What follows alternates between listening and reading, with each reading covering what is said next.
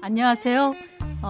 윤석열 전 대통령의 불법 계엄 이후 특히 6.3 지방선거를 앞두고 요즘 대한민국에서 가장 바쁘신 분 중 한 분이십니다. 56년 동안 우리 현대사의 아주 고비고비마다 중요한 현장을 발로 뛰어서 취재해 오신 민한 기자십니다. 그리고 요즘에는 보수 논객으로 아주 바쁜 나날을 보내고 계시는 조갑재 TV의 조갑재 대표님 오늘 인물비상구에서 모셨습니다. 어서 오세요. 네, 안녕하세요. 네, 안녕하세요. 대표님은 현재 국민의힘이 극우 수구 정당 이렇게 표현하셨어요. 이 국민의힘을 보수 정당을 대표하는 국민의힘이 어쩌다가 전체 유권자의 10% 남짓한 이런 극단 세력한테 지금 완전하게 장악이 됐다고 보십니까?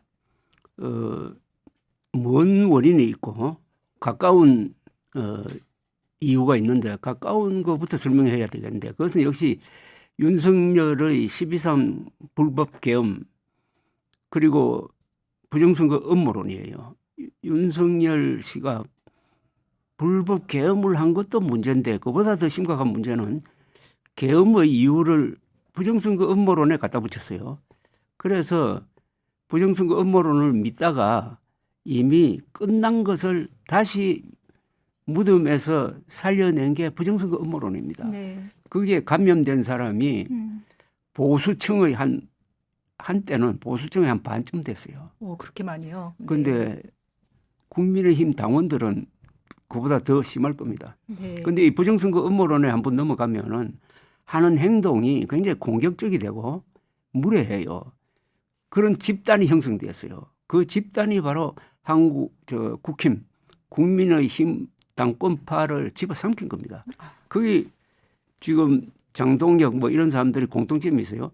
부정선거 음모론을 믿거나 믿지 않으면서도 비호하는 겁니다. 기회주의적으로. 그런 사람들이 하나의 권력을 행사하기 시작하면은 요새 보는 이런 형태의 모습을 보이게 돼요. 그러니까 부정선거 음모론은 사람의 영혼을 접수하는 겁니다. 그렇죠. 그럼 거기에 감염되어 버리면은 사람이 그냥 좀비가 되어 버려요. 네, 지금 저는 이 국민의힘의 형태를 좀비적 형태라고 봐요. 그래서 좀비 정당이라고도 표현을 하셨습니다. 국민의힘이 장동혁 대표 체제에서 극우 유튜버 고성국 전한길 씨가 이제 입당을 한 후에 당원이 30만 명이 늘었다고 합니다. 그래서 현재 한 당원 수가 한 110만 명 정도로 추산을 하고 있던데요. 장동혁 대표 측은 이 30만 명 책임 당원이라는 숫자가 당내 민주주의 결과물이다. 그리고 자신들의 정치적 정당성이다. 이런 식으로 이야기를 하고 있습니다. 당원의 뜻이 곧 규칙이 되는 정당 구조에서 합리적 보수가 들어선다고 하더라도 이 거대한 극단주의 당원 그룹을 합법적으로 몰아내고 당을 쇄신하는 것이 가능할까요? 상당히 어렵죠. 다만 그 당원들도 이번 지방선거에서 참패를 하면은 생각이 바뀌고 거기서 극단적 세력이 힘을 좀 잃게 될 겁니다.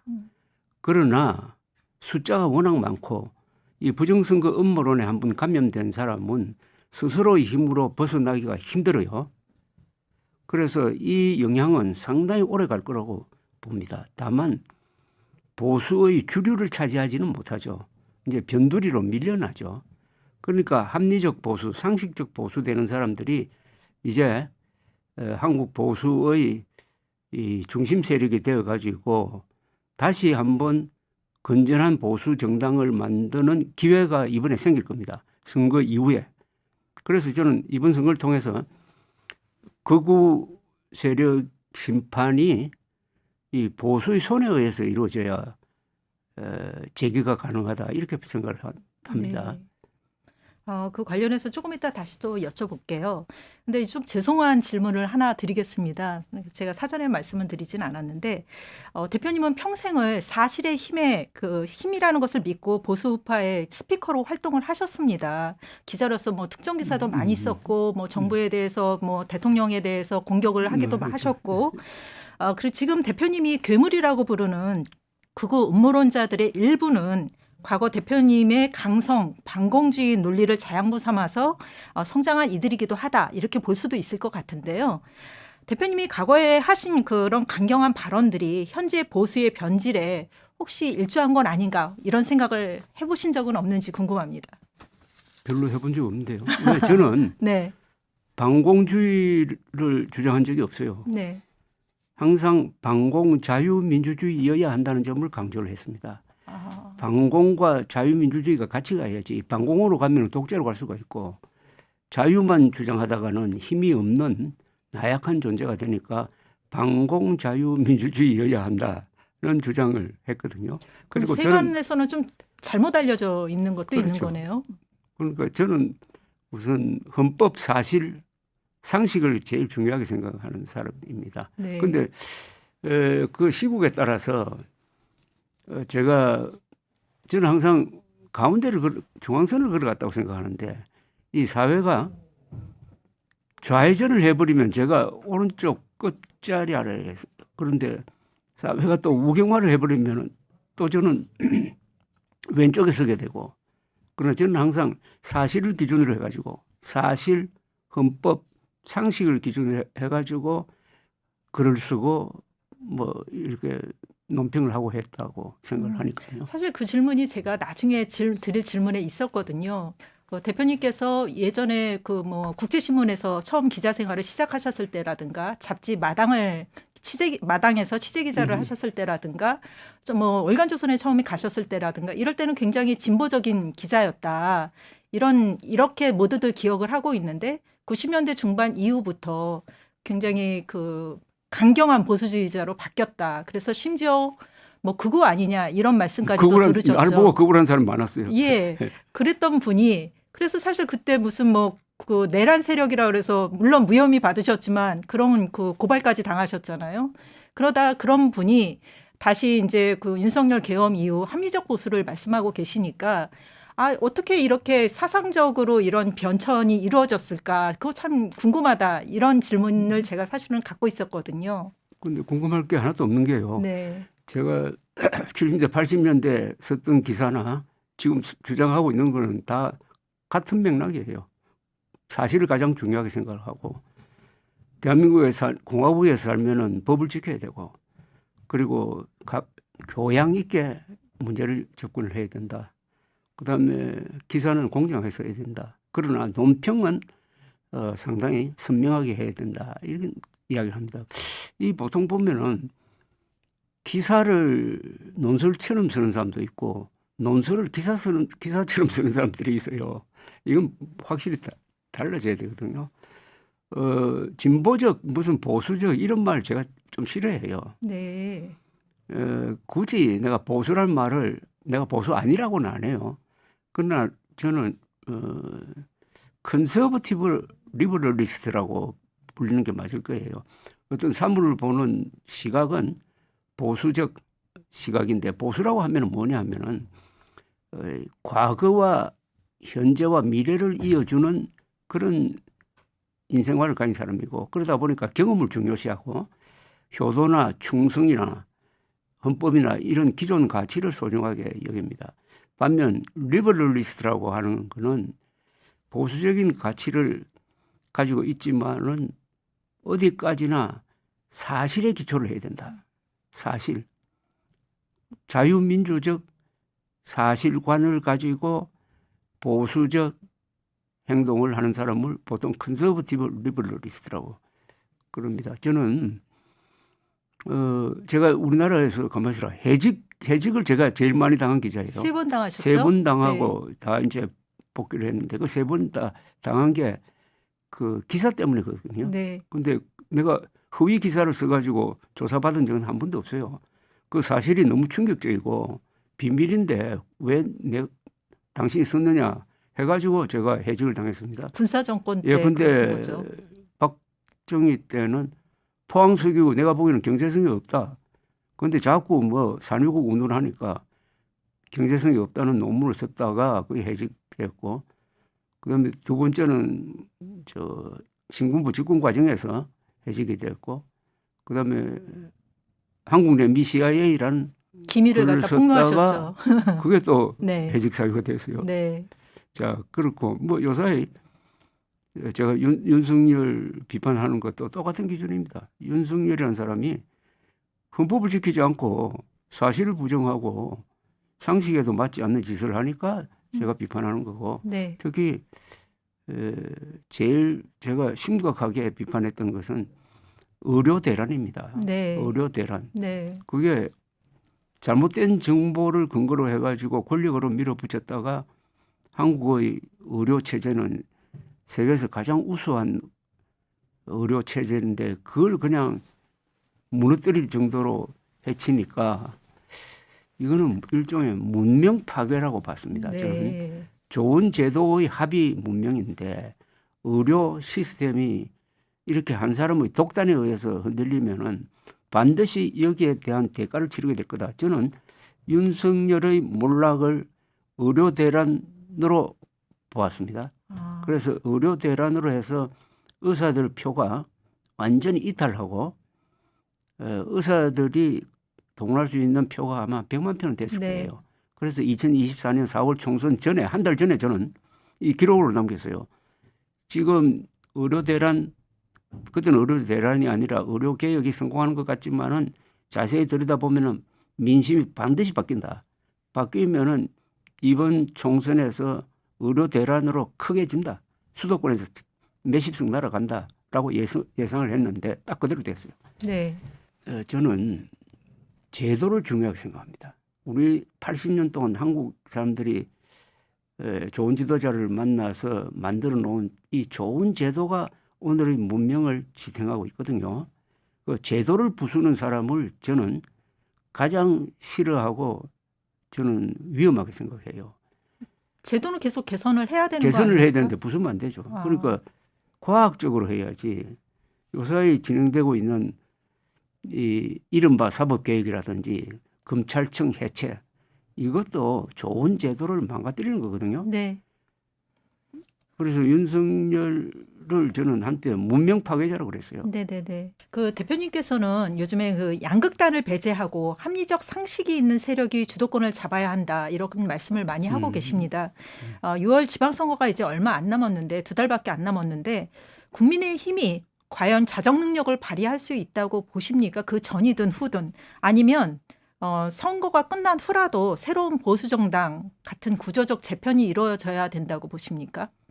거구는 절대로 달라지지 않습니다. 외부의 힘에 의해서 강제로 소멸될 뿐이죠. 부정선거 음모론을 믿다가 내가 잘못됐다 해가지고 돌아온 사람 없어요. 그래서 이번 선거는 극우 세력 심판 선거가 되어야 하고요. 극우 세력 심판하는 방법은 상당히 슬기롭게 해야 됩니다. 그러면 국민의힘 후보는 다 극우라고 생각해가지고 떨어뜨릴 것이냐? 그게 아니고 거기도 헌법 사실 상식을 존중하는 사람이 있으면 그런 사람들은 구제를 해야 된다. 뭐 이런 관점으로 하되 전체적인 흐름은 이재명 정부 민주당 정권 심판 선거가 아니라 극우 심판 선거가 되고 말았습니다. 극우 심판을 해야 건전한 보수가 재건될 것이고 그렇게 해야 건전한 여야 관계가 이루어질 것이고 야당이 비로소 여당을 견제하게 됩니다. 지금 장동혁 이 극우파가 지배하는 국힘당은 야당 노릇을 그동안 포기했잖아요. 포기라고 씁니다. 왜냐하면 이 정권과 가장 예리하게 날카롭게 맞서고 있는 한동훈 전 대표를 허위 사실에 근거해가지고 제명시켜 버렸잖아요. 그러다 보면 자동적으로 민주당은 편해지고 그러니까 이재경이라 그럴까 일종의 도우미 역할을 한 거예요. 민주당의 도우미 역할에 충실한 게 바로 극우 세력입니다. 당 게시판 사건으로 네, 쫓아냈죠. 근데 대표님께서 요즘에 지금 뭐 한동훈 전 대표 말씀을 하셨지만 그 오세훈, 한동훈, 이준석 이 세 사람의 연대론을 이야기하셨어요. 이 세 사람이 연대를 하고 각자 그 출마를 해라 이렇게 촉구를 하셨는데요. 이게 구체적으로 어떤 의미인지 다시 한번 설명을 지금 해주시겠어요? 그동안에 윤석열 노선에 목소리를 내어서 반대했던 사람이 그 세 사람 정도예요. 이 사람들은 발언권이 있는 사람이에요. 부정선거 음모론에도 반대하고 불법계엄에도 반대를 했어요. 뭐 가장 강하게 반대한 사람은 불법계엄에 가장 강하게 반대한 사람은 한동훈, 부정선거 음모론과 가장 열심히 싸웠던 사람은 이준석 뭐 이렇게 볼 수 있겠는데 그러니까 어차피 이 세 사람이 보수 재건을 할 때 중심 인물이 될 수밖에 없어요. 그런 공적이 있으니까 또 나름대로 다 지지 기반이 있고 나이도 오세훈 60대, 한동훈 50대, 50대, 이준석 40대. 네. 그것도 세대적으로도 잘 맞고 다 능력이 있는 사람입니다. 우선 보수는 능력이 있어야 돼요. 무능한 보수는 보수가 아닙니다. 그분은 다 무능한 사람들이에요. 그러니까 이분들이 각자 맡은 데서 이번 선거를 잘 활용을 해가지고 이 보수 재건의 중심 인물이 되려면은 출마를 해야 되죠. 네.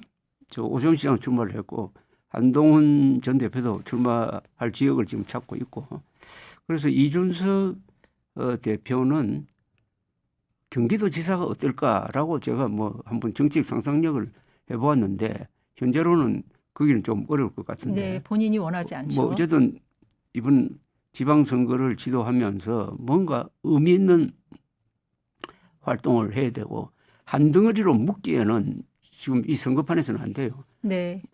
그러나 다만 지금 대구에서 어떤 일이 벌어질지는 몰라요. 네. 대구에서 주호영 의원이 지금 컷오프에 반발해가지고 가처분 신청을 했는데 그게 인용되면은 또는 기각되더라도 탈당해가지고 네. 무소속으로 출마하고 그 지역에 한동훈 전 대표가 출마하면은 주호영, 한동훈 이렇게 보수 재건 연대가 이루어지잖아요. 그러면 그 선거가 대구판에서 아주 재미있을 것 같아요. 그래서 지금 하여튼 이 세 사람이 이번 선거판에서 아주 의미 있는 활동을 하면서 보수 재건을 할 인물이 있다는 것을 보여줄 필요가 있다고 생각합니다. 근데 이 지금 한동훈 대표도 지금 제명당에서 국힘에 없고 그다음에 이준석 대표도 개혁신당으로 나가 있고 이 지금 선거 끝난 후에 국민의힘으로 이분들이 다시 들어가는 가능성도 별로 없는 상황이잖아요. 그럼 그건 다른 어떻게 당을 될지 몰라요. 어떻게 끝나고 나면은 네. 이제 당권 싸움이 일어날 텐데 일단 상식적으로 생각하면은 그 극우 세력은 스스로 다 당권을 놓고 미선으로 물러나야 되는 건 아닙니까? 그랬을 때 당 내에서 그때는 이제 당원들까지 흥분하고 국회의원들도 이제 2년 앞으로 다가온 선거에 대비해 가지고 이대로는 안 되겠다 했을 때 스스로의 노력에 의해서 국힘당이 바뀌어지고 그래서 한동훈 전 대표를 다시 불러들이고 하는 방법도 있을 것이고 그게 아니면은 한동훈 전 대표 중심으로 외부에 새로 당을 하나 만들어 가지고 그 당으로 대거 이탈해서 가고 해가지고 국민의힘은 그냥 극우 소수의 극우 정당으로 전락하고 뭐 여러 가지 시나리오가 있을 거예요. 가령 뭐 새로운 당으로 가면은 거기에 이준석 대표도 가고 뭐 오세훈 시장도 가고 뭐 이런 식으로요? 그렇게 될 수가 있죠. 그런데 이게 꼭 뭐 한 덩어리로 딱 지향하는 바가 같으면 돼요. 네. 이 세 사람은 지향하는 바가 같아요. 그래서 저는 보수의 전략은 하나로 뭉치는 것보다는 분진 합격이란 말을 제가 썼어요. 목표가 하나면은 거기에 접근하는 방법은 다 따로 진격을 하더라도 마지막에 선거라든지 이런 거 있을 때 힘을 모아서 공격을 한다는 게 분진 합격 전략입니다. 근데 지금 뭐 오세훈 시장은 뭐 같이 하자, 연대하자 이런 입장인 것 같은데 그 이준석 대표하고 한동훈 전 대표는 서로 사이가 일단 너무 안 좋더라고 싫어하더라고요. 네. 이제 그 이분들이 어떻게 화학적 결합이 가능할까요? 그런데 자꾸 한 덩어리로 묶으려면 안 돼요. 네. 각자 그래서 제가 분진 합격이라는 말을 중요시하는데요. 각자 영역에서 이 세 사람은 나름대로 역할을 하고 있어요. 네. 하고 지금 있는 게 다 같은 방향입니다. 왜 이 세 사람이 같은 방향이냐 하면은 일단 윤석열 불법 계엄에 반대하고 윤핵관에 반대하고 부정선거 음모론에 반대하고 극우에 반대하고 있잖아요. 그러면 지금 한 덩어리로 합쳐지지 않더라도 하는 활동은 다 같은 방향으로 가고 있어요. 그러나 이번 선거가 끝나면은 이제 본격적으로 이합 집산이 이루어지고 연대를 어떻게 하느냐, 당을 새로 만드느냐 마느냐로 이제 일종의 분열 시대로 들어갔다가 거기 다시 이제 하나로 합쳐지는 과정을 겪을 겁니다. 대표님은 차라리 이번 지방선거가 국민의힘이 뭐 극우 세력이 이제 무너져야 되니까 아예 망가지려면 아주 처절하게 망가지는 게 낫다. 혹시 그런 생각도 하십니까? 처절하게 망가져야 돼요. 음. 그러니까 바닥까지 한 번도 지금까지 우리 그동안에 이 보수 정당이 바닥까지 내려가 본 적이 없어요. 어중간하게 바닥을 쳐야 됩니다. 그렇게 해야 거기서 다시 살아나지. 어중간하게 해서는 안 되고 이번엔 아마 틀림없이 철저하게 망가질 거예요. 그러니까 새로운 길이 열릴 거고 철저하게 망가진다는 건 이겁니다. 국민들이 극우 세력, 이 윤호개인 세력의 정체를 알게 되었다. 그리고 부정성 음모론자들이 얼마나 이게 문제 집단이라는 걸 이번 선거를 통해서 지금 알아가고 있잖아요. 그래서 지지율이 18%, 19% 나오고 놀랍게도 비호감이 있잖아요. 비호감 70%잖아요. 야당은 동정을 많이 받기 때문에 이 비호감이 70%였던 적은 없어요.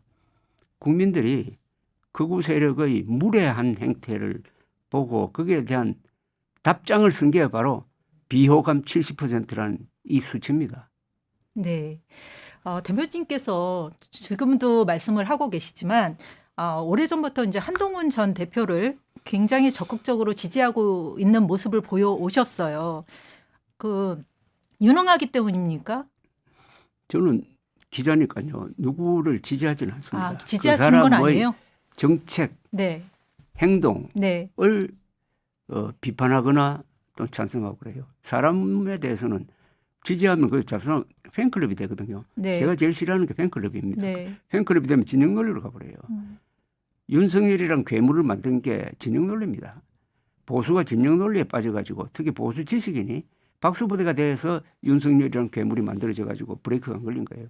그래서 저는 누구를 봐도 절대로 진영 논리에 빠지지 않습니다. 다만 한동훈 전 대표의 잘잘못을 다 알면서 요새 하고 있는 행동은 상당히 이 나라나 역사가 요구하는 방향의 활동을 하고 있고 또 능력이 아주 뛰어나고 말과 글이 되는 사람이고 저는 이 유능한 이 점을 아주 중요하게 여깁니다. 뭐 론스타 소송, 엘리엇 소송, 최근에 뭐 쉰들러 소송에서 다 이겨가지고 한 7조 정도의 국부를 방어를 했잖아요. 유능한 검사입니다. 그러니까 검사도 돈을 벌 수 있다는 것을 보여주었잖아요. 네. 그런 게 중요하죠. 근데 저는 유능하지 않는 정치인은 저는 높게 평가할 수가 없어요. 근데 그거에 대한 좀 반박을 하자면 그렇게 유능한 사람들은 그냥 뭐 이렇게 공직자 중에서도 유능한 사람을 갖다가 공직자로 앉히면 되는 거일 수도 있고요. 근데 이제 반대 의견을 하는 사람들은 물론 뭐 비상계엄 때 굉장히 훌륭한 정말 박수받을 그렇게 행동을 한 거는 정말 높이 사야 된다고 저도 생각을 합니다. 근데 한편에서는 정치인으로서는 아직 검증이 되지 않았다. 그리고 또 하나는 검사 출신은 선악구도가 너무 분명해서 사실 정치라는 것은 타협과 포용 이게 필수적인데 그렇지 못하다. 그래서 정치 지도자로는 부적절한 거 아니냐. 그것을 보여준 것이 윤석열 전 대통령이다. 왜냐하면 윤석열 정부 때 윤석열 전 대통령은 그 야당 대표였던 이재명 현 대통령을 범죄자 취급하면서 아예 만나려고 하지도 않았고 사실 한동훈 전 대표도 이재명 대통령을 대하는 방식은 생각하는 방식은 좀 크게 다르지 않아 보이거든요. 저는 윤석열, 한동훈 두 사람이 같은 검사 출신인데도 전혀 다른 사람으로 보이는데요. 네. 그리고 한동훈 전 대표는 12월 3일, 2024년 12월 3일 그 역사의 결정적 순간에서 결정적 역할을 해가지고 계엄을 막고 그래도 그나마 국민의힘이 내란 정도로 가지 않을 정도로 18명을 이끌고 가서 계엄 해제 결의안에 투표하도록 한 거, 또 그런 행동을 가장 먼저 한 거, 계엄령 선포되자마자 한 10분쯤 지나서 이 계엄은 잘못된 겁니다. 반드시 막겠습니다. 공무원들은 부역하지 마십시오 하는 메시지를 냈고 그 메시지를 본 저를 포함해서 많은 사람들이 이 계엄은 끝났다. 오늘 밤으로 해제될 거다라고 보았잖아요.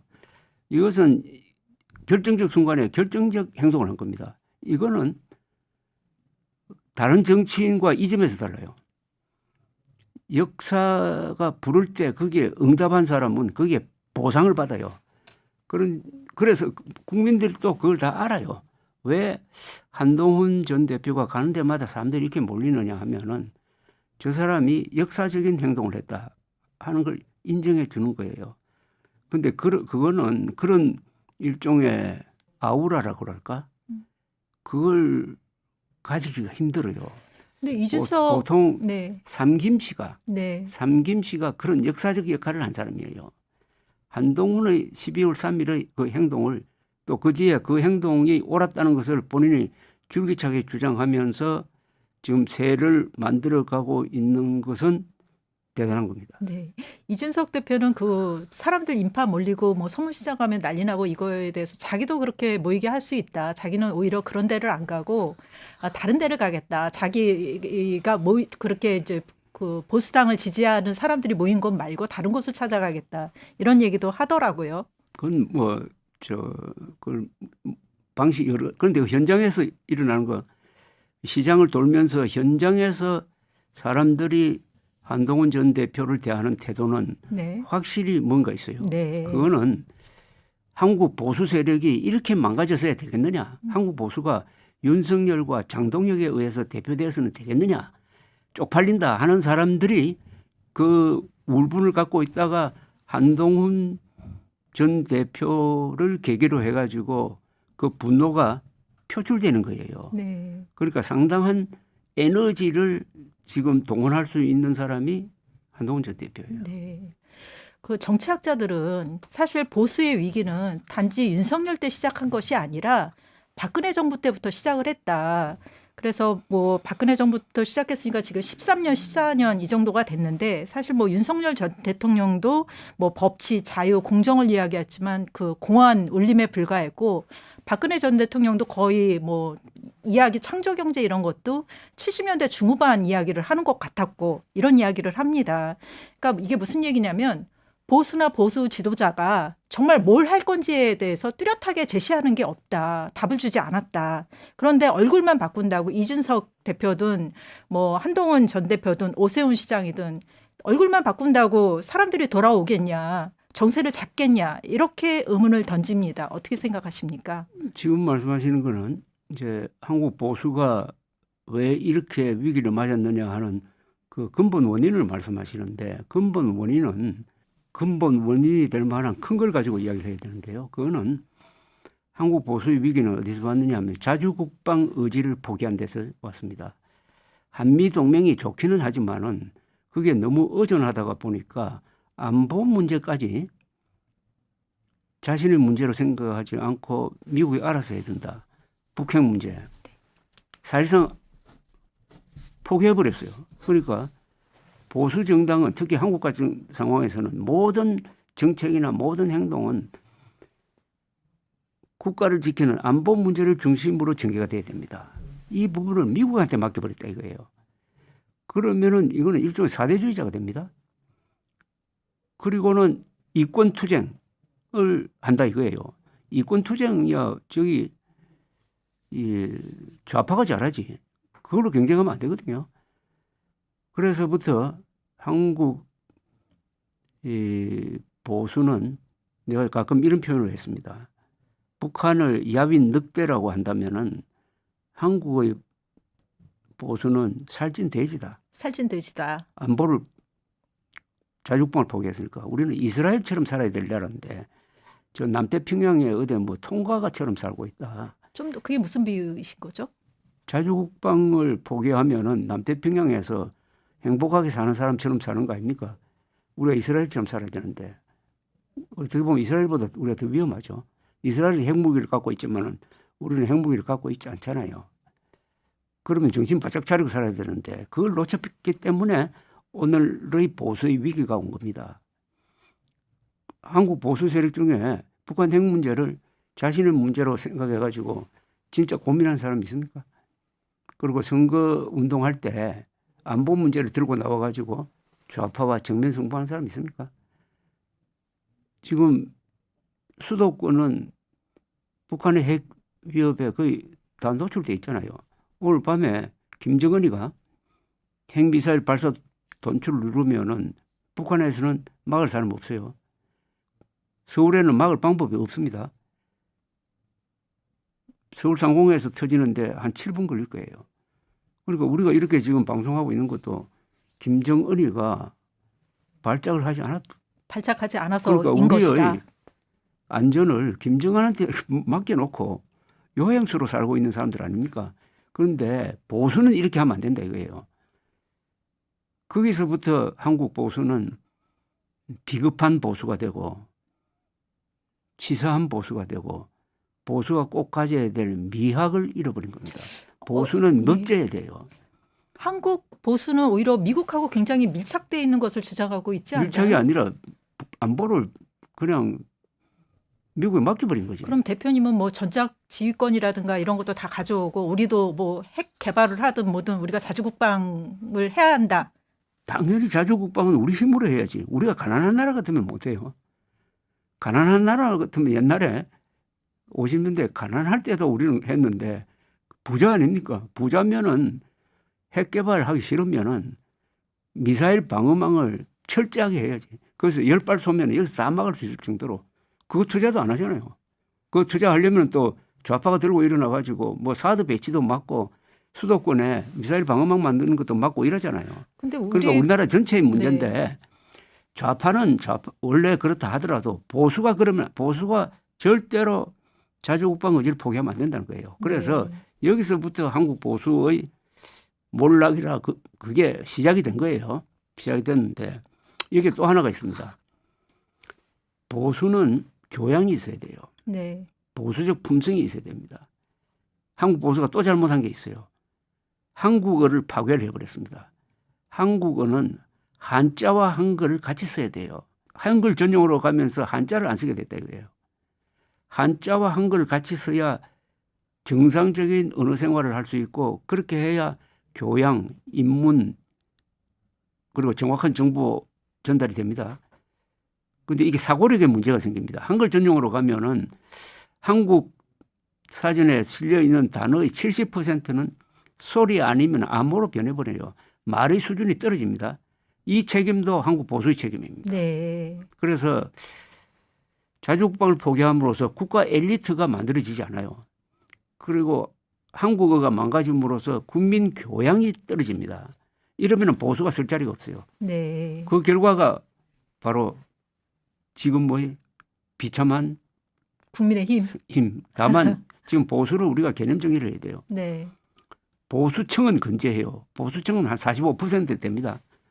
보수층은 보수 지식인이 문제예요. 보수 지식인이 치명적 실수를 했어요. 즉 보수 지식인들이 부정선거 음모론을 막지 못했어요. 부정선거 음모론에 편성하기도 했어요. 그다음에 보수 정당 따로 있어요. 자, 보수층은 건재하지만 보수 지식인은 저는 집단적으로 자살했다고 봅니다. 아, 집단적으로 자살했다. 부정선거 음모론을 앞장서서 막아야 될 사람들이 보수 지식인인데 그 사람 중에 교수, 언론인, 기자는 좀 적습니다만은 또는 장성 이런 사람들이 부정선거 음모론에 넘어가 버렸잖아요. 그러면은 부정선거 음모론은 이렇습니다. 보수층에서는 한 50%, 진보는 5%밖에 안 돼요. 거의 감염률이. 네네. 그래서 한국에서 앞으로 보수가 제대로 살리면 보수 지식인들이 자기 고백을 해야 돼요. 부정선거 음모론에 편성해가지고 기록을 남긴 사람들은 앞으로 절피를 해야 됩니다. 절피를 해야 한다. 네. 지금 보수에 대해서 이야기를 하는데 지금 이재명 대통령이 그 중도 실용 외교, 또 심지어 중도 보수 이렇게 선거 때 대선 때 벌써 그런 말씀을 하고 나오셨잖아요. 그러면서 지금 탈원전을 철회하고 북극 항로를 개발하고 자원 외교를 하겠다. 이게 다 과거에 그 보수 정당의 정책들이잖아요. 그러다 보니까 더 보수가 설 자리가 없어진 거 아니냐. 지금 이재명 정부하고 그러면 보수당을 어떻게 차별화를 해야 되느냐. 이런 고민이 있을 것 같습니다. 어떻게 차별화를 해야 할까요? 이재명 대통령의 정책을 중도 실용보다는 저는 실리 정책이라고 봐요. 실리 정책. 자신한테 이익이 되는 걸 한다는 거죠. 자신한테? 실리가 있는 실리적인. 예. 그건 욕이 아닙니다. 네. 모든 사람은 실리적으로 해야 돼요. 네. 근데 윤석열 같은 사람은 자기한테 손해가 되는 것만 찾아서 하는 사람이거든. 그러니까 저런 실리적인 사람은 영리한 사람이에요. 그 현실에 아주 맞추는 대표님이 사람이에요. 말씀하시는 자기한테의 주체가 누구인가요? 뭐 이재명 대통령, 윤석열 대통령 개인을 말씀하시는 모든 건가요? 사람은 자기 중심이죠. 이재명 대통령도 자신한테 유리한 정책을 펴는데 자신한테 유리한 정책을 펴면은 그게 대충 사실이나 현실과 맞는 정책을 펴야 돼요. 그런 판단력이 있는 분이라요. 모든 한 사람한테도 유리한? 그러니까 절대 아둔한 사람이 아니라는 거지. 네. 그런데 윤석열은 좀 무모한 사람 아닙니까? 무모하죠. 그런데 자, 그게 그러면은 저분은 요새 지지율이 69%까지 가거든요. 저는 일단 그것이 저분에 대한 평가라고 봅니다. 그건 인정해야 돼요. 69%. 그건 69%. 국민들의 생각이니까. 네. 그러나 여기에 많은 이제 문제점이 쌓이고 있죠. 특히 요사이 공소 취소를 꺼내 가지고 지금 뭐 국정조사를 한다든지 지금 진행 중인 재판에 관여해 가지고 검사를 불러 가지고 뭘 한다든지 하는 거는 이거는 헌법에도 맞지 않고요. 이게 하나의 불씨를 키우고 있다고 봅니다. 이게 언제 크게 불이 나가지고 정말 민주당을 불태울지 몰라요. 그러나 지금은 워낙 국민의힘이 죽을 쓰고 지지율이 높고 하니까 그냥 넘어가는 것 같지만은 여기서 문제가 생길 수가 있어요. 그러니까 한국말 중에 잘 나갈 때 조심해야 된다는 이야기가 있는데 지금 잘 나가니까. 다만 한국에서는 이재명 대통령의 중도 신용 정책에 대한 높은 평가를 보여주는 게 몇 개가 있어요. 청와대로 돌아간 거 잘한 거죠. 잘했죠. 그다음에 한일 관계를 실용적으로 관리하는 거. 역사 문제라든지 영토 문제 이거 해결 안 되는 걸 가지고 괜히 신경전을 벌이지 않고. 그렇죠. 네. 소모적으로 안 하는 거 잘한 네. 거고요. 그다음에 탈원전 정책을 수정해 가지고 원전 더 짓기로 한 거 이게 잘한 겁니다. 요런 데 대해서 국민들의 지지가 한 70% 나와요. 그러니까 중도 신용적인 국민이 있는 거예요. 그래서 중도 신용적인 정책을 펴면은 이 중도 신용적 국민들이 지지를 합니다. 이 사람들은 절대로 진보나 뭐 이게 관련 있는 사람들이 아니에요. 그래서 저는 우리나라를 버티고 있는 사람들이 바로 이 70%라고 생각해요. 이재명 대통령의 중도 신용 정책을 알아주고 지지하는 사람들. 또 그러나 이재명 대통령이 반대로 가면 이 사람들은 또 비판으로 돕니다. 그래서 그런 사람을 저는 국가 중심 세력이라고 부르고 싶어요. 한국의 국가 중심 세력이 한 70% 된다고 봐요. 앞으로 이 70%의 초점을 맞춰 가지고 정치를 하는 세력이 등장을 하면은 아주 강한 정당이 되고 집권도 갈 수 있다. 그래서 저는 한국 보수가 그냥 재건해 가지고 과거로 돌아가는 재건이 아니라 바로 국가 중심 세력이 되는 방향의 보수 재건이 되어야 한다. 이렇게 생각합니다. 그런데 국가 중심 세력의 기준은 딱 세 가지예요. 헌법 존중하고 사실을 인정하고 상식적인 사람이 뭉쳐가지고 이 사람들이 행동을 할 때 사일런트 모조리티는 안 되죠. 침묵하는 다수 말고 행동하는 중심 세력. 바이털 센터라고 그래요. 그걸 미국에서는 바이털 센터. 이 사람들이 극좌와 극우를 같이 약화시켜야 돼요. 그러면 가운데를 차지하게 되지 않습니까? 네. 제가 뭐 이따가 사실은 질문을 드리려고 했는데 이미 답을 하셨습니다. 이재명 대통령이 집권한 지, 뭐 국정을 운영한 지 10개월이 됐는데, 인기가 지금 3주 동안 계속 60% 이상 그 지지율이 나왔고, 그런데 이 지지율이 계속 얼마나 갈 것이라고 생각을 하시는지, 그 다음에, 만약에 그렇지 않다면 뭘 가장 위험하게 보시는지 이런 질문을 드리고 싶었는데 답을 하셨습니다. 그런데 이번 선거에서 이기고 나서부터 상당히 어려워진다고 봅니다. 이재명 대통령이요? 예. 왜요? 이번에 이기고 나면요. 네네. 국민들도 이제 극우 세력에 대한 심판을 했다라고 생각할 거예요. 네. 그러면 관심이 다른 데로 갑니다. 정부로 향할 거예요. 네. 정부로 향하고. 네. 그러니까 극우 세력을 심판했던 같은 기준으로 이재명 민주당을 평가할 거예요. 그러면은 지금 하고 있는 주로 이 검찰청 해체라든지 이 공소 취소, 공소 취소 말고도 뭐 여러 가지 이 사법개혁. 네. 문제에 대한 평가가 나빠질 수가 있어요. 크게 이겼다고 절대 안심할 게 아니고 하여튼 보십시오. 이게 네. 이번 선거에 크게 이긴 게 마지막으로 웃는 순간이 아니겠느냐 하는 생각이 듭니다. 근데 이미 뭐 검찰 개혁도 그렇고 이게 다 이제 그 지나가 버렸잖아요. 이미 저희가 이제 조정을 하기가 어려운 상황까지 온 것도 많은데. 아니 이제 그때부터 부작용이 이제부터 생긴다는 거죠. 아, 지금부터 네. 검찰청이란 게 좋은 일을 많이 했잖아요. 나쁜 것보다는 검찰이 훨씬 더 나쁜 사람들을 잡아놓고 하는 걸 한 거 아닙니까?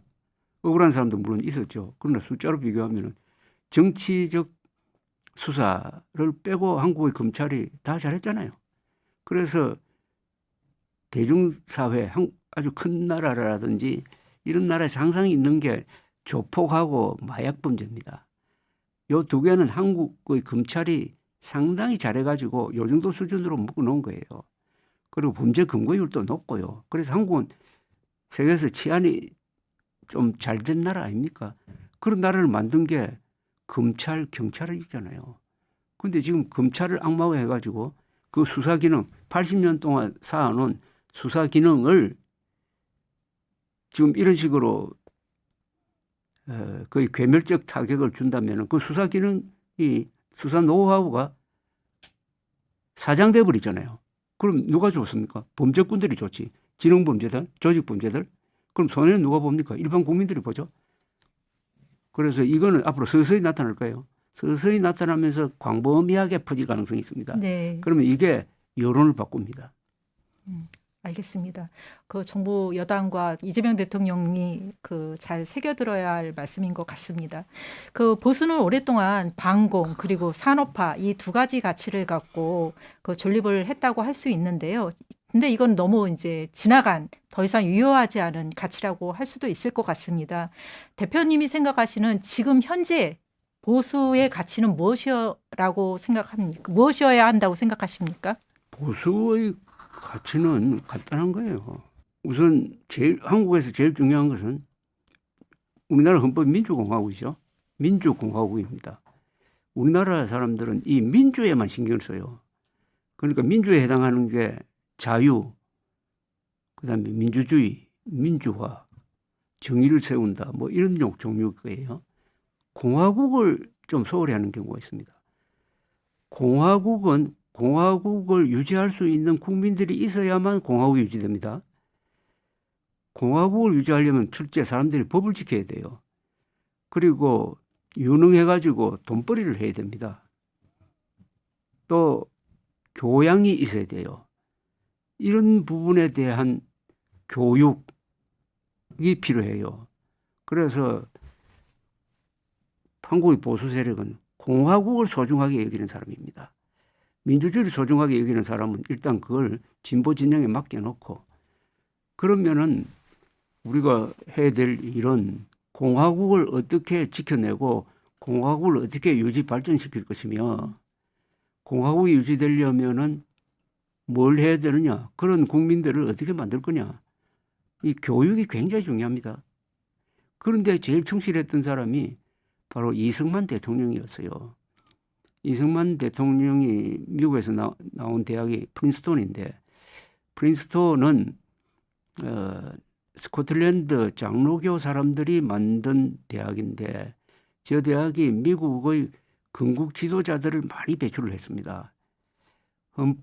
미국 헌법을 기초한 제임스 메디슨도 프린스톤 출신인데 이승만 대통령은 프린스톤에서 있으면서 바로 공화국 어떻게 보면 공화국 시민들을 어떻게 만들 거냐 하는 걸 들여다보고 이분이 대한민국을 건국하고 나서 한 정책이 바로 교육이죠. 네. 이승만 때 학교를 많이 만들고 남녀공학을 실시하고 이승만 때 6.25 사변 때도 언론 검열을 안 했어요. 네. 세계에서 이런 나라 처음입니다. 왜 안 하느냐. 공화국의 시민 자질을 얻으려면 실수도 해봐야 된다. 그리고 6.25 전쟁 중에 선거를 했습니다. 대규모 선거를 했어요. 이게 다 민주주의를 가르친 사람입니다. 이 사람이. 그런데 나중에 민주주의를 파괴했잖아요. 민주주의를 부정선거로.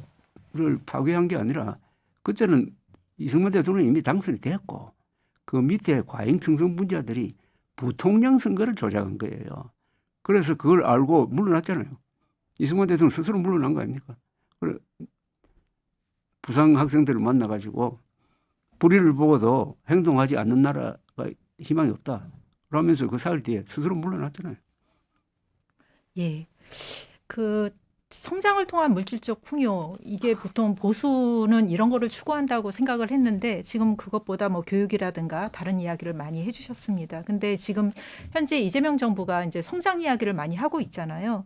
근데 저 한편에서는 그러다 보니 지금 우리 사회가 계급 사다리가 끊어져 있다.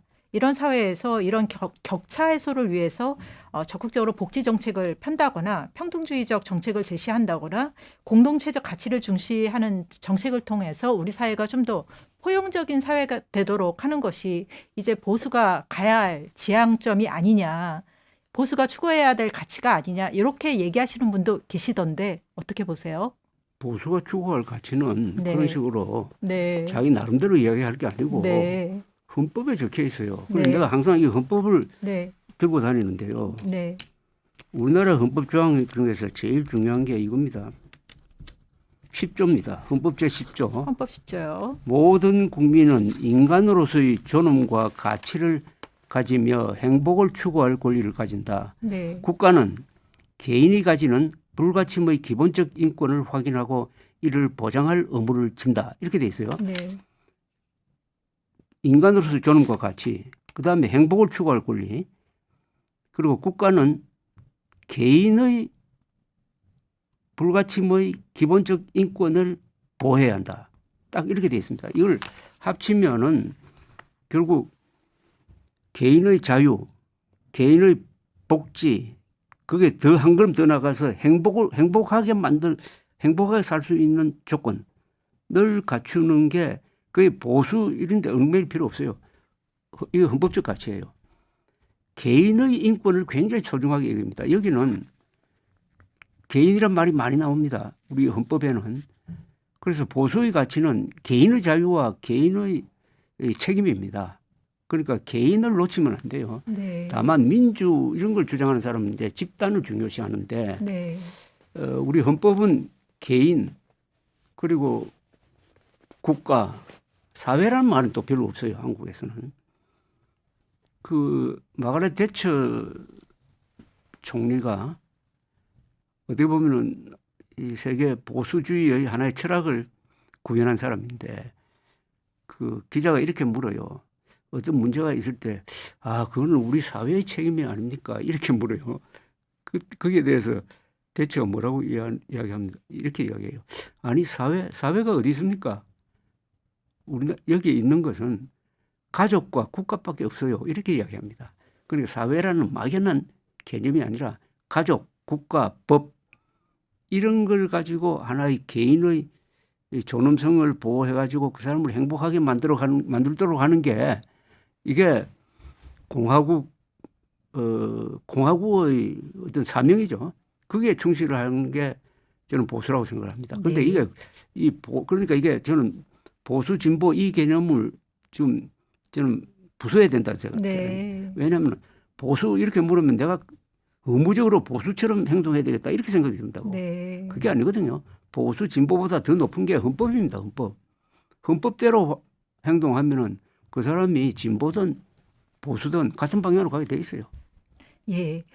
국민의힘으로 잠깐 다시 또 돌아오면 국민의힘이 그 2014년 통합진보당 해산됐잖아요. 그때 그 사유보다 지금 국민의힘의 해산 사유가 더 많다, 더 크다 이렇게 말씀하시면서 위원정당 해산을 여러 차례 언급을 하셨습니다. 정말 위원정당으로 해산해야 된다라고 생각하시는 건가요? 위원정당으로 해산할 사유를 자기들이 만든 거죠. 네. 내가 뭐 만든 게 아니고 전부 다 그 사람들 자기들이 만든 거잖아요. 네. 그런데 아니, 예.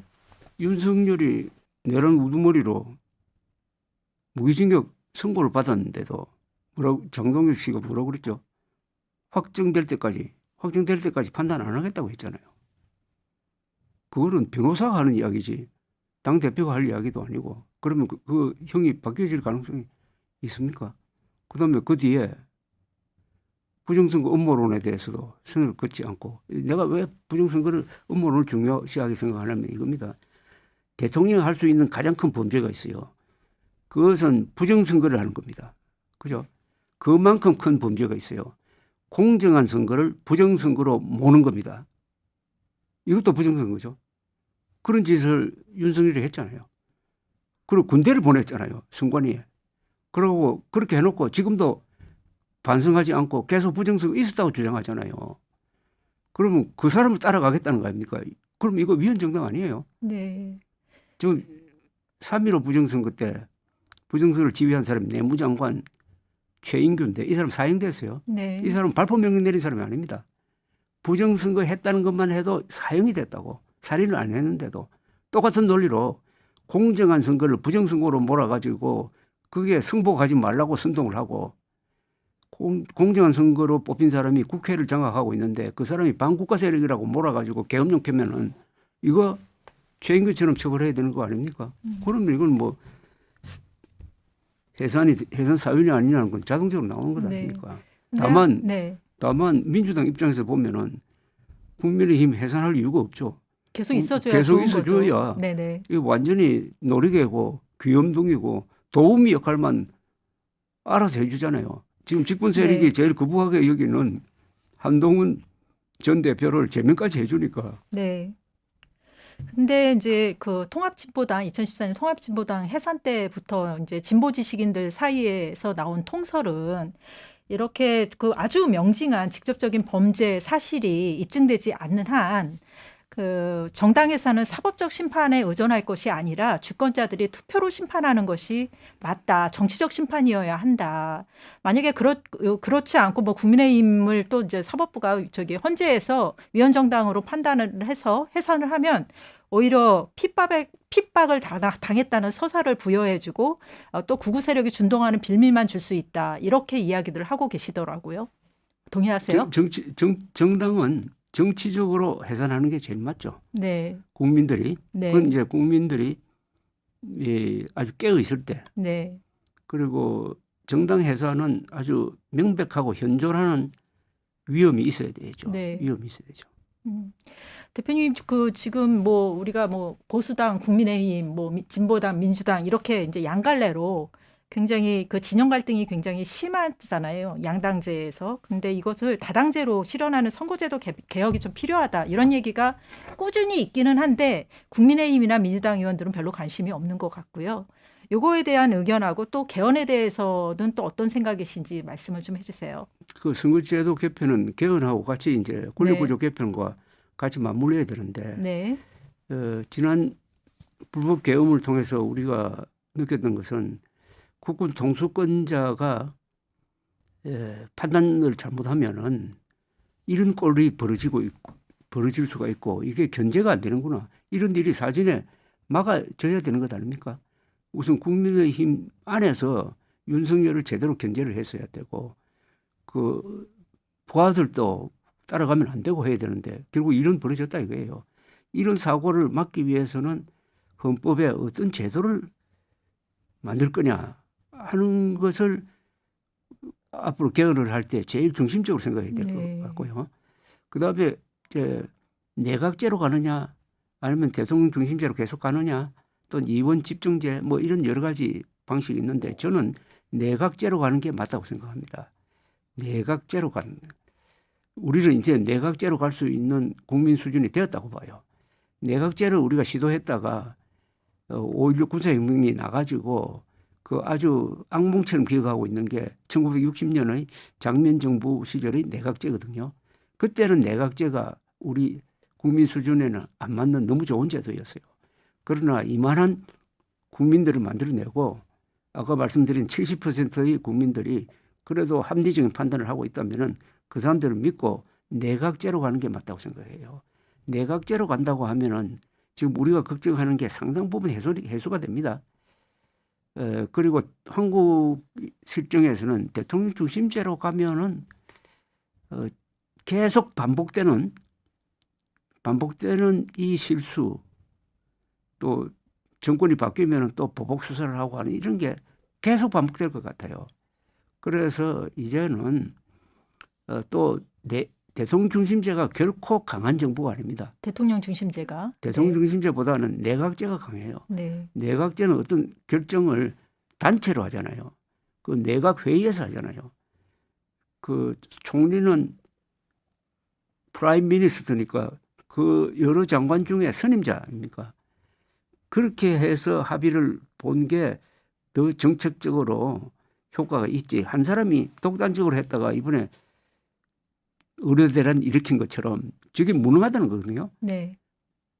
내각제에서는 절대 저런 실수가 내각제에서는 불법 개헌 일어날 수가 없어요.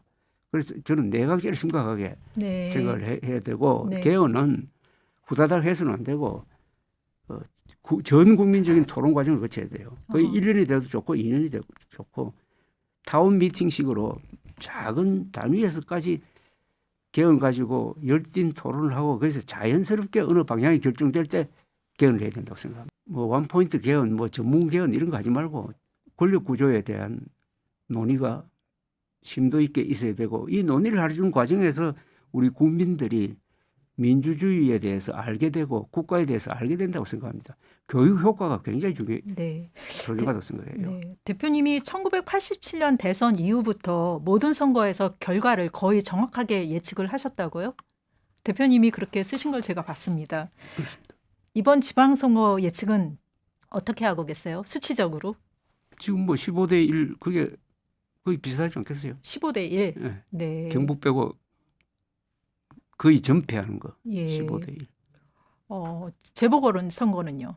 그건 저 개별적인 것이니까. 네. 그것도 누가 나올지 모르니까 좀 네. 예상하기 힘드는데.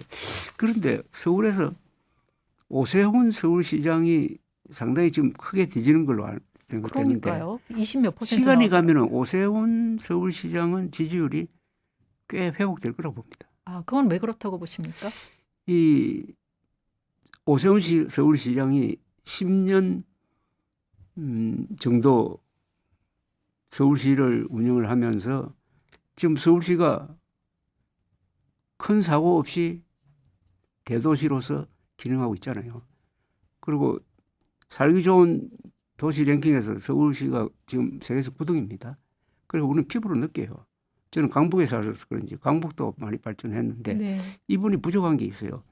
자기가 한 실적을 요약해서 선전을 제대로 못하더라고요. 홍보를 못한다. 마케팅을 못한다. 홍보에 굉장히 약해요. 네. 그러려면 간단한 말로 이렇게 설명을 해야 되는데 그런데 이제 지금 정원호 씨가 상당히 올라오는 것 같은데 예, 만약 예컨대 그 사람이 네. 후보가 됐을 때 한 구청 그분이 성동구청장이죠. 성동구를 발전시킨 거하고 세계적 대도시를 10년 동안 발전시킨 거가 비교가 될 거예요.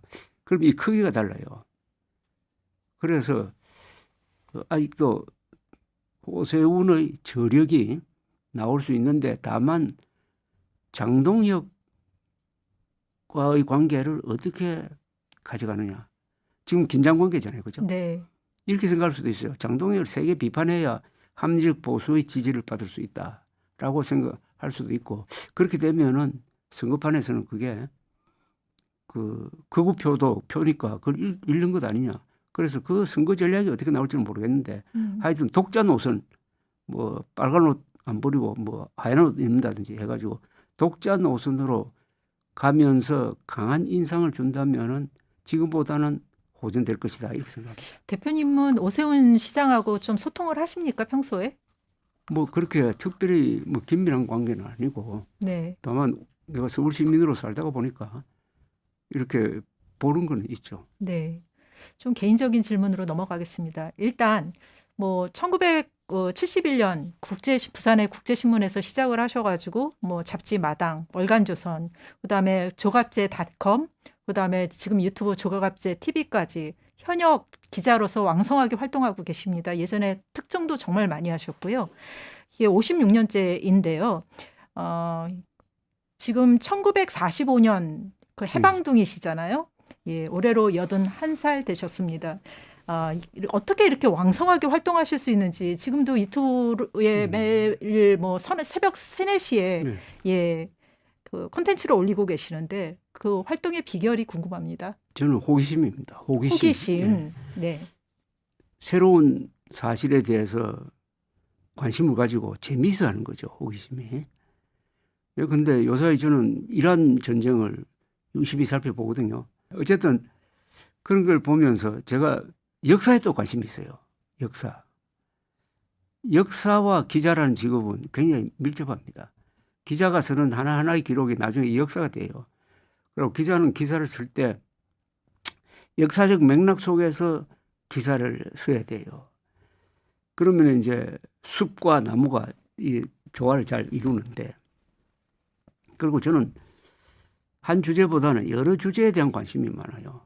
뭐 야구라든지 권투라든지 뭐 트로트라든지 뭐 이런데, 그리고 저는 사람을 좀 긍정적으로 봅니다. 누구를 뭐 그 사람 뭐 정책이나 말은 미워하지만 인간 그 자체를 미워할 생각은 조금 자제하려고 그래요.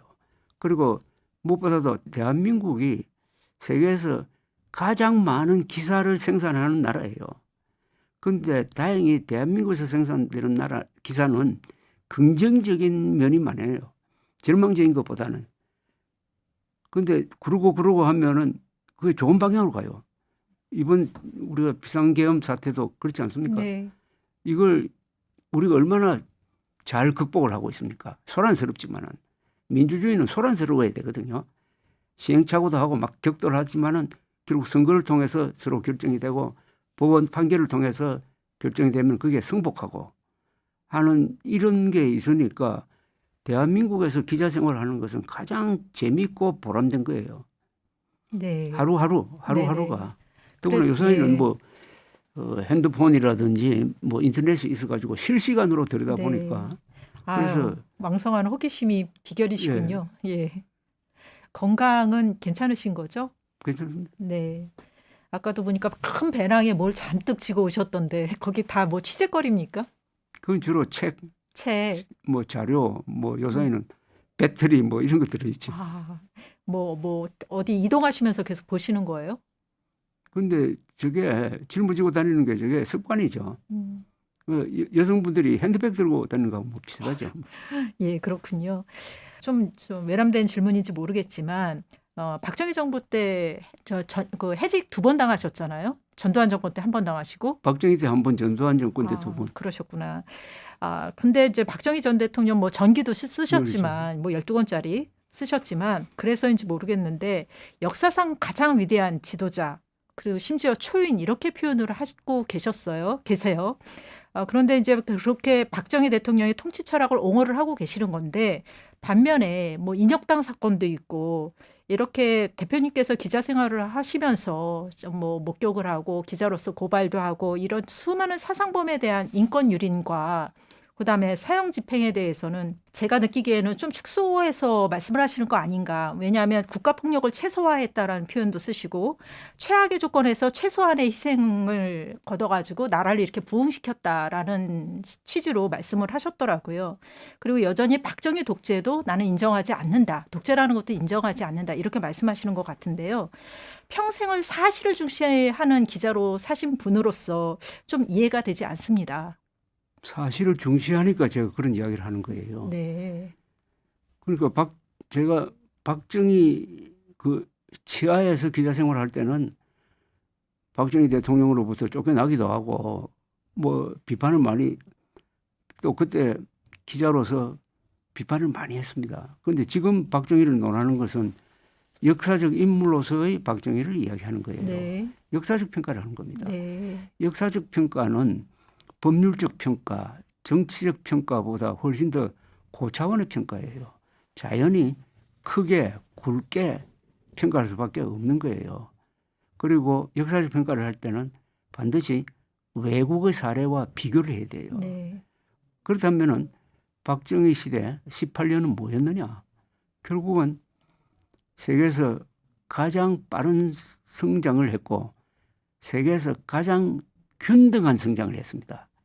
세계에서 한국처럼 발전하면서 소득 격차가 벌어지지 않고 그래서 가장 균등한 성장을 했다니까요. 고도 성장했을 뿐만 아니라 격차가 벌어진 게 아니라 격차가 줄어들면서 언론 자유에 대한 제약도 있었죠. 그건 뭐 제가 해직된 게 좋은 예지만은 그러나 역사적 평가를 한다면은 외국에는 그럼 어땠느냐. 박정희 시대 때의 이 변화는 세계 역사상 18년 동안에 일어난 가장 큰 변화였어요. 이런 변화가 있으면 반드시 인명 희생이 옵니다. 인명 희생이 와요. 그럴 수밖에 없어요. 네. 아무리 성인군자가 그 자리에 있더라도. 네. 그러면 박정희 시절에 박정희는 아무도 정치적 암살을 한 게 없어요. 그 뭐 재판해가지고 한 거는 그건 다른 문제입니다. 정치적 암살을 한 게 없고요. 수많은 시위가 있었지만 발포 명령 내린 적이 단 한 번도 없습니다. 부마 사태 때도 한 사람도 총맞아 죽지 않았어요. 그러면 이거는 이런 예가 없어요, 세계에서. 그래서 제가 박정희를 평할 때 최악의 조건에서 최소한의 희생으로 최단기간에 최대의 업적을 남긴 사람이다. 이렇게 이야기하는 거예요. 네.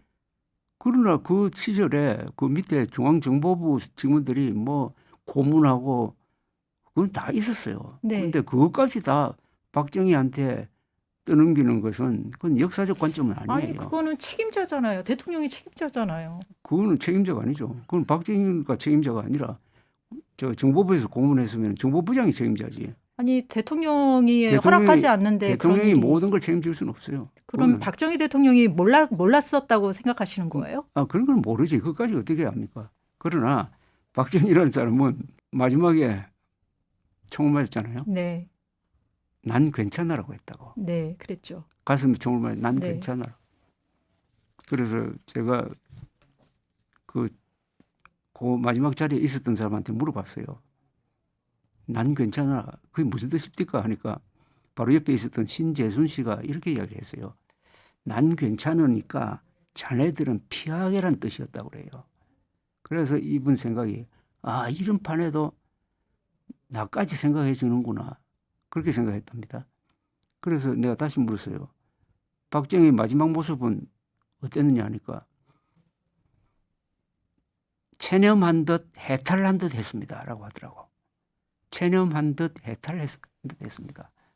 그래서 제가 박정희를 표현할 때 니체가 쓴 자라투스트라는 이렇게 말하였다의 서문에 나오는 그 초인이란 단어를 생각한 겁니다. 초인은 뭐냐? 니체의 표현에 의하면은 더러운 강물을 들이키면서 자신의 영혼은 더러워지지 않고 바다와 같은 새로운 세상을 만들어내는 사람이다. 이런 사람이 초인이다.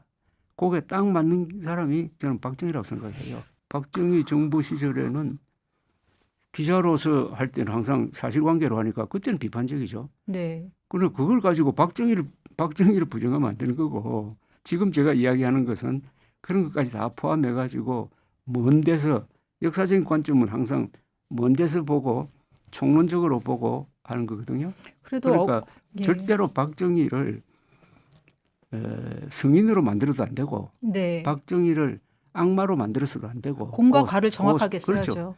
그 입장만 취하면 돼요. 네. 그럼 근데 많이 양보해가지고 나는 박정희가 잘한 게 9라고 생각하고 못하는 게 한 1 정도 된다고 보는데 그러면 네. 잘하는 거예요.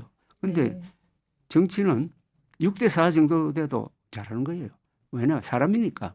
하지만 그 박정희 정부권 시절에 고문당하고 그 목숨을 잃고 이런 유족들 지금 살아계신 분들도 별로 안 계시겠지만. 근데 그 한 사람 개별적인 그 사람의 어떤 판단을 가지고 역사 평가를 하면 안 되거든요. 그러면 그 당시에 이제 유신 선포하고 이런 것도 이제 많은 학자들은 이거는 장기 집권을 위해서 그 구테타를 일으킨 거다. 친위 구테타를 일으킨 거다.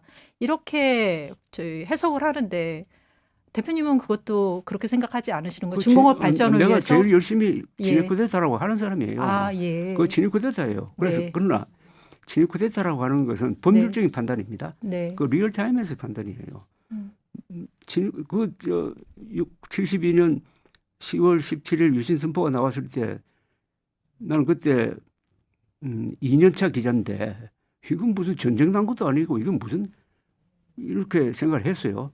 그런데 세월 지나놓고 보니까 1972년의 유신 선포, 그다음에 79년의 이분의 사망, 그 7년, 네. 그 7년에 박정희가 이룩한 게 뭐냐는 겁니다. 음. 그걸 꼽아보면 중화공업 건설을 네. 했어요. 중하고 정말 제1차 석유 쇼크를 겪으면서도 그다음에 의료보험을 만들었습니다. 그리고 중산층이 그때 커졌어요. 그다음에 새마을운동을 했습니다. 그래서 농촌 부흥이 됐어요. 그다음에 중동으로 진출해가지고 거기서 한 30만 명이 진출해가 외화를 벌어가지고 중동에서 석유 사오고도 남았어요. 그다음에 많은 사람들이 잊어버리는 게 4대강 유역에 댐을 10개를 만들었어요. 네. 그거 그때 안 만들었으면요. 수도권에 2,500만 살지를 못합니다. 그 뒤로는 댐을 한 개도 못 만들어요. 반대가 많아가지고. 그걸 10년 동안 한 거예요. 그러면은 그 부분과 그 친일 쿠데타를 했다는 걸 가지고 서로 이렇게 비교를 해야죠. 비교를 해가지고 헌법을 정지시킨 것은 나쁘다. 그러나 이렇게 만든 이 거대한 성취, 이게 결국 오늘 한국의 이런 풍요를 만든 거, 이걸 서로 비교를 해가지고 판단해야죠. 그런데 지금은 그렇게 하면은 안 되겠죠. 지금은 안 되죠. 누군가가 아무리 뛰어난 사람이 지금은 안 있다고 되지. 하더라도 역사적인 네. 그 역사의 흐름에 그 역사의 단계에 맞는 행동을 해야지. 네. 그러면 시대 착오가 되는 거지. 그 당시 우리나라의 형편에서는 그게 가능했다. 뭐 필요했죠. 필요했다. 뭐 꼭 옳다고는 볼 수는 없지만 이렇게 비교를 해야 됩니다. 누구하고 비교하느냐? 김일성하고 비교해야 돼요. 김일성. 김일성은 예. 그렇게 지금까지 독재를 했는데 뭘 만들었느냐? 박정희는 그걸 독재라고 볼 수 있어요. 7년은 그건 독재라고 봐야 돼요. 독재를 했는데 뭘 만들었느냐? 이렇게 비교하고 평가를 하는 게 좋죠. 네. 그 대표님은 과거에 그 김대중 노무현 전 대통령을 뭐 반국가 세력이다 이렇게 아주 맹공하셨습니다. 지금도 그렇게 생각하십니까? 반국가 세력이 아니라 반국가적 행위라고 했지. 반국가적 행위. 전부 사람을 이렇게 규정하진 않아요. 네. 그 근데 4억 5천만 달러를 핵 개발하고 있는 김정일한테 갖다 주고 그것도 국민 동의 없이 사실상 김정일과의 회담을 매수한 거거든요. 매수해서 김정일하고 만나고 그 뒤에 북핵 문제도 전혀 거론하지 않고 함으로써 지금까지 계속되고 있는 이 문제, 그런 것은 반국가적 행위지. 그건요. 뭐 그런 식으로 이야기를 하고 있어요. 그러면 그 두 대통령에 대한 평가가 뭐 부정적인 것은 아니다.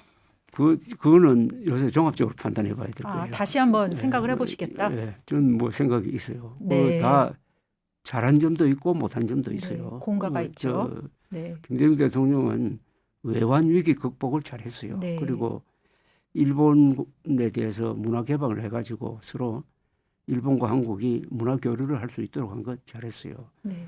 그리고 노무현 대통령은 한미 FTA 잘했고 제주도 해군기지 건설 잘했고 이라크 파병 잘했어요. 특히 뭐 지금 박근혜 그다음에 윤석열 전 대통령 두 보수당 대통령이 탄핵을 당했으니까 이분들은 정말 헌법을 파괴한 분들이니까 뭐 그 점에서는 진보당에서 나온 대통령들이 더 낫다고 볼 수도 있는 거 아니냐 이런 얘기들도 있는데 어떻게 보십니까? 저는 최악의 대통령은 두 사람이라고 봐요. 네. 문재인, 윤석열. 박근혜 대통령이 아니고. 박근혜 대통령은 네. 그건 사실은 무슨 박근혜 대통령은 권력을 가진 사람이 권력을 빼앗겼다는 것은 그 사람 책임이에요. 그 부분은 변명의 여지가 없어요. 그러나 동정할 여지는 있습니다. 과연 그게 탄핵 사유냐 그게. 문재인 대통령은 왜 그렇게 혹독하게 평가를 하십니까? 원전 정책을 한번 보십시오. 그때 원자력 발전을 더 만들었어야 지금 호르무즈 해협에 70%의 기름이 지나가야 우리가 공장을 돌 수 있는데 그때 그걸 놓쳤기 때문에 우리가 더 지금 대응하기 어렵잖아요.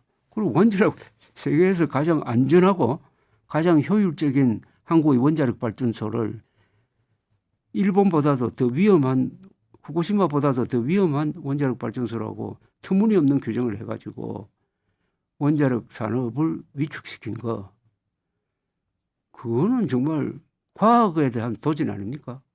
그걸 어떻게 정당화할 수 있어요? 에너지 정책을 또 그렇게 정합니까? 그 다음에 수도권 상공에 비행금지 구역을 설정한 거, 이른바 9.19 군사합의. 아니, 수도권 상공에 자기 나라 공군력이 배치되지 않도록 하는 것은 항복했을 때입니다. 우리가 북한에 항복을 했어요. 항복하지 않는데 어떻게 서울 상공에 우리 비행기가 다닐 수 없는 비행금지 구역을 설정하느냐 이거예요. 그리고 수도권에 미사일 방어망을 제대로 갖추지 못해가지고 북한 핵 위협에 아직도 우리가 노출되고 있다. 뭐 이런 거, 여러 가지 문제 중에 그 정도만 해도 절대로 그거는 있을 수 없죠. 어느 대통령이나 공과 과가 있는데 공은 없습니까? 문제 네. 저는 못 찾았어요. 아, 못 찾으셨습니까? 예. 앞으로 찾으려고 하면 노력을 해볼게요. 네. 대표님께서는 남북 통일은 평양 주석궁에 국군의 탱크가 진주를 할 때 완성된다. 이게 좀 와전이 돼가지고 우리 군대가 북한의 주석궁을 갖다가 들어가야 된다. 이렇게 이야기가 좀 와전도 되기도 했는데요. 어찌됐든 이런 말씀을 하셨습니다. 지금 북한의 김정은 국방위원장은 두 국가론을 이야기하잖아요. 그러면서 거기는 적대적 두 국가론이고, 지금 정동영 통일부 장관은 우리는 평화적 두 국가론이다. 서로 좀 각자 살자 이런 취지인데요. 대표님께서 지향하는 남북 관계의 현재와 미래는 어떤 겁니까? 그것도 헌법에 따라 해요. 헌법입니다. 헌법이 잘 정해져 있어요. 우리의 통일은 어떤 식으로 해야 되는가. 우리 헌법을 만든 분들이 참 길게 보고 만든 겁니다. 헌법 제1조는 대한민국 민주공화국이다 했잖아요. 헌법 제3조는 대한민국 영토는 한반도와 그 부속도서로 한다. 따라서 우리의 영토인 북한 지역을 어떻게 통일해야 하느냐 하는 답은 헌법 제4조에 있어요. 네. 대한민국은 자유민주적 기본 질서에 입각한 평화적 통일을 해야 된다. 1조, 3조, 4조가 유기적으로 형성되어 있어요. 그래서 그 내용은 평화적 방법으로 북한 노동당 정권을 해체하고 한반도 전체를 통일함으로써 헌법 1조의 대한민국은 민주공화국이라는 선언을 실현시키는 것. 그게 헌법의 명령입니다. 자, 첫째 여기서 하나씩 따지면은 북한을 정권으로는 인정해도 되지만 절대로 국가로 인정하면 안 됩니다. 한반도에는 두 개의 국가가 있을 수가 없어요. 한반도에는 1국가만 있어야 돼요. 왜냐? 우리 민족사는 1민족 1국가입니다. 독일은 1민족 다국가예요. 우리의 역사적 전통에서 1민족 1국가의 전통이 허물어졌던 게 후상북 시대 몇십 년, 그리고 지금 한 80년 되는 거예요. 다시 우리는 1민족 1국가로 가야 돼요. 정통성 있는 국가는 하나입니다. 그러나 북한 노동당 정권이라는 실체는 있어요. 그러나 국가는 아닙니다. 그래서 김정은 국방위원장이라고 하는 표현은 잘못된 거예요. 김정은 위원장이라고 해야 돼요. 북한에 대해서 나라 국자를 써주면 안 됩니다. 이건 헌법 위반이에요. 요사이 그런데 정동희 장관이 그런 이야기를 하던데, 따라서 적대적 국가, 북한이 적대적 국가라고 하니까 우리는 평화적 두개 국가론이란 말이 우리 헌법에서 성립될 수가 없다니까요. 네. 한번 생각해 보십시오. 그럼 두 개 국가로 선언을 하자. 그럼 우리 통일 포기하는 겁니다. 그럼 헌법 4조 위반이죠. 북한에서 무슨 일이 있을 때 중국군이 개입한다.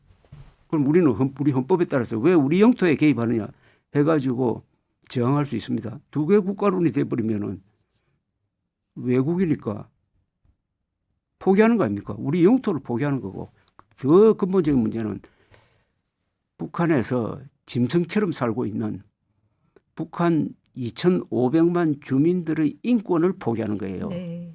이건 있을 수 없는 겁니다. 반인도적이고 반국가적이고 반헌법적인 게 두 개 국가론입니다. 그런데 네. 이걸 왜 이런 문제가 생기면은 저는 이른바 진보 진영에서 문제를 제기해야 된다고 생각해요. 저 같은 사람이 하는 것보다는. 네. 요즘 언론 환경이 정말 많이 변했어요. 대표님도 유튜브를 하고 계시지만 뭐 진보 지식인 뭐 유시민 전 장관, 지금은 유시민 작가라고 하는데 뭐 재래식 언론이다. 우리 레거시 미디어를 그런 식으로 표현을 하시고, 그다음에 뭐 일반 대중들 사이에서는 뭐 폄하하는 말로 뭐 기자를 기레기라고 표현을 합니다. 실질적으로 뭐 그 신문 부스도 많이 줄었고 공중파를 보는 사람들도 많이 줄었습니다. 이런 환경 속에서도 그래도 레거시 미디어가 존립해야 되는 이유가 있지 않습니까? 어떻게 보십니까? 아무래도 전통 언론으로 분류되는 그 기사를 읽어보면 기사 문장도 좋고요. 훨씬 더 정확하고 해서 질적으로는 우수하다고 봅니다. 그 우수성을 유지할 수 있어야죠. 이 유튜브라든지 이런 거 또는 뭐 인터넷 언론이라든지 이런 것과의 격차를 벌리면서 그 수준을 계속 유지하면은 시청자라든지 독자층도 유지될 거예요. 돌아올까요? 그런데 이 사람들을 모방하면 안 되죠. 그러면 하향 평준화가 되어버리잖아요. 그래서 수준을 유지하자. 저는 항상 이 인터넷으로 보는 언론이 뉴욕 타임스, 워싱턴 포스트, 월 스트리트 저널, 이코노미스트, CNN 이런 거거든요. 그런 거 보면은 세상에 보여요. 네. 그런 수준을 유튜브나 이런 데서 만족시킬 수는 없을 거고요. 네. 또 이제 각 언론사가 역시 어떻게 하면 이제 수준을 맞추느냐, 그게 좀 제일 중요한 고민이죠. 건데. 네. 그래도 뉴욕 타임스나 워싱턴 포스트는 지금 아마 구독자가요 한 1,000만 명 되거든요. 그 높은 질로서 극복을 했습니다. 각각? 아니 저 뉴욕 타임스는 1,000만 명이 그 유료 회원이라고요. 네. 유료 회원. 네. 그리고 종이 신문 독자는 한 100만밖에 안 돼요. 네. 그 10배를 불렸어요. 네. 뭘 하느냐? 그 내용으로 한 거거든요. 네. 내용. 그래 한국의 그 고민은 이럴 때 아주 좀 작심하고 어느 언론이 수준을 유지하는 거예요. 수준을 유지하면서 유료 회원을 늘려가는 거. 그게 하나라도 성공을 하면 될 건데. 그런데 여기 하나 한글 전용으로 하면 안 돼요. 네. 한자와 한글을 같이 쓰는 정상적인 한국어를 구사하는 언론이 있어야 되는데 리거시 메디아라는 사람들이 한글 전용으로 감으로써 그 수준을 스스로 포기를 해버렸어요. 네. 네, 알겠습니다. 마지막 질문 드릴 건데요. 사실 아까 그 말씀하시기는 하셨습니다. 그 보수와 진보 이렇게 양갈래로 나눠서 이렇게 이야기하는 거 자체가 지금 시대에 맞지 않는다. AI 시대에 맞지 않는다. 이렇게 말씀을 하셨는데요. 그러면 진보와 보수를 넘어서 그 우리가 지향해야 할 가치가 구체적으로 무엇인지 원로로서 좀 조언을 해주신다면 어떤 말씀을 하고 싶으십니까? 그거는 헌법 사실 상식이에요. 헌법 사실 상식. 헌법 사실 상식을 3대 기준으로 삼고 세상을 보고 그다음에 실사구시 정신. 네. 저는 동양에서 만들어진 가장 위대한 용어가 실사구시라고 생각해요. 네. 거기서 실은 현실을 말합니다. 거기서 사는 사실을 말합니다. 현실과 사실에 기초해가지고 올바른 방향을 찾는 자세를 우리가 실사구시라고 그래요. 네. 이 두 개만 있으면 다 돼요. 네. 다 태도가.